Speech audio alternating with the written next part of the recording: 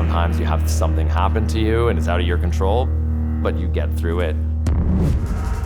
Heard my dad playing guitar my literally entire life.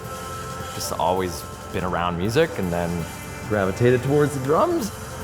There's no better feeling than seeing like a room of people losing their minds over you playing. It's a liberating thing.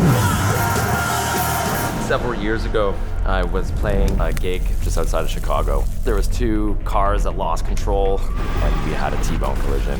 That car burst into flames, which then made our engine burst into flames, and I realized that I was actually stuck. And in a moment of clarity, I remembered that my Leatherman was in the cup holder. So I was able to cut through the seatbelt, and my bandmate helped me get out of the van, and I was finally free. It's made me a much more resilient person to have like gotten through all that trauma and stuff. Always keep my Leatherman on my belt now. I have this tattoo. It's not an experience I would have chosen to have lived through, but my job in mental health and addictions, I'm able to connect with folks on an interpersonal level by sharing our stories. I could have continued down a path where I wasn't doing so good.